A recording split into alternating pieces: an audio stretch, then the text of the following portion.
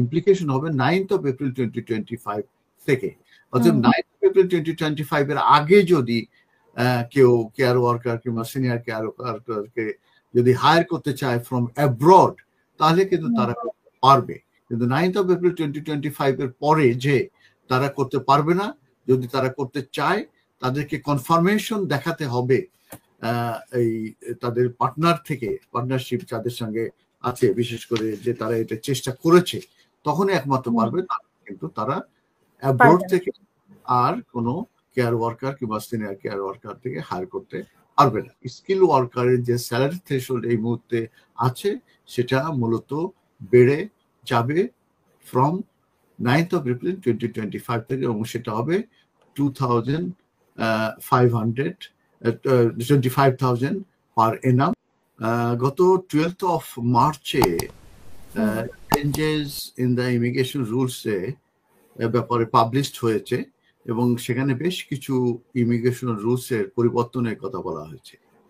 তার ভিতরে একটি পরিবর্তন হচ্ছে যে আমরা জানি যে এদেশে যে কেয়ার ওয়ার্কার এবং সিনিয়র কেয়ার ওয়ার্কার যারা এসেছে, আসার পরে কিন্তু তারা বিভিন্নভাবে এক্সপ্লয়টেশন হয়েছে, তারা ভিকটিম অফ মডার্ন স্লেভারির শিকার হয়েছে, তাদের জব দেয়া হয়নি, আবার অনেক সময় তাদেরকে জব দিয়ে তাদেরকে মানি দেয়া হয়নি, এবং তাদের যে স্পন্সর যে এমপ্লয়ার তাদেরও লাইসেন্স চলে গেছে। তো এই ধরনের ডেস্টিটিউশন সিচুয়েশনে কিন্তু অসংখ্য কেয়ারার এবং সিনিয়র কেয়ারার ওয়ার্কাররা কিন্তু তারা সাফারিং করে আসছে, তারা ভিকটিম। তো এইটা কিন্তু হোম অফিস গভর্নমেন্ট কিন্তু জানে, এবং আমরা লয়ার হিসাবে জানি, এবং আমরা সবাই জানি এটা একটা ওপেন সিক্রেট।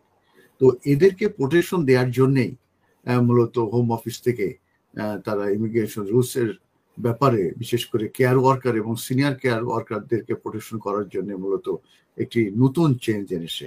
সেই নতুন চেঞ্জটা হচ্ছে এমনই যে যেসব স্পন্সর লাইসেন্স প্রাপ্ত এমপ্লয়ার যারা আছে, যাদের কেয়ার কিংবা সিনিয়র কেয়ার রিক্রুট করার প্রয়োজন আছে, তাদেরকে বলা হয়েছে যে তারা এবং যে চেঞ্জটা আসছে 9th of April 2025 থেকে এটা ইমপ্লিকেশন হবে।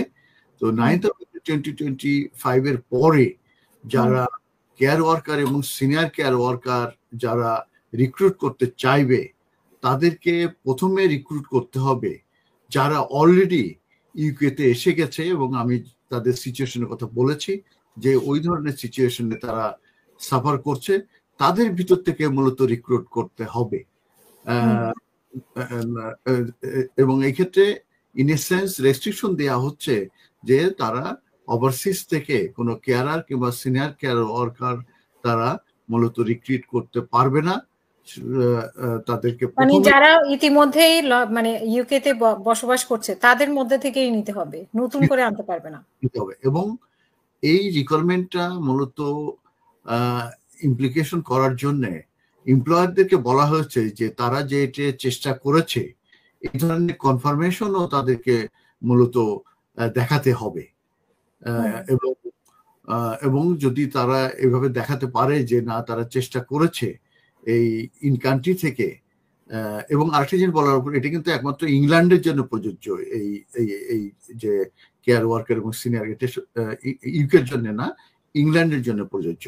তো তাদেরকে এই স্পন্সর লাইসেন্স এমপ্লয়ারদেরকে এটাও প্রমাণ করতে হবে যে তারা এটা চেষ্টা করেছে যে ইউকে, ইংল্যান্ডে যারা এই ধরনের কেয়ার ওয়ার্কার কিংবা সিনিয়র কেয়ার ওয়ার্কার ভিসায় এসে এইভাবে ভোগান্তির শিকার হয়েছে, ভিকটিম হয়েছে, তাদের থেকে চেষ্টা করেছে, এবং যদি নট অ্যাভেলেবেল হয়, পায়নি, তখনই একমাত্র তারা ওভারসিজ থেকে কেয়ারার কিংবা সিনিয়র কেয়ার ওয়ার্কারদেরকে আনতে পারবে। জি, 12ই মার্চ থেকে যেটা বলেছিলেন, এটা তো 9 এপ্রিল থেকে আপনি বলেছেন যে আপডেটটা 12ই মার্চ থেকে পাবলিশড হলো। Changes in the immigration rules, এটা পাবলিশ হয়েছে, হোম অফিস পাবলিশ করেছে। আর এটার ভিতরে অনেকগুলো আছে, সেগুলো আমি আরো বলছি। এটা খুবই ইম্পর্টেন্ট একটা, সেটাই আগে আমি বললাম। এবং এক্ষেত্রে যেটা বলেছি, এটা ইমপ্লিকেশন হবে 9th of April 2025 থেকে। অর্থাৎ 9th of April 2025 এর আগে যদি কেউ কেয়ার ওয়ার্কার কিংবা সিনিয়র কেয়ার ওয়ার্কারকে যদি হায়ার করতে চায় ফ্রম অ্যাব্রড, তাহলে কিন্তু তারা পারবে।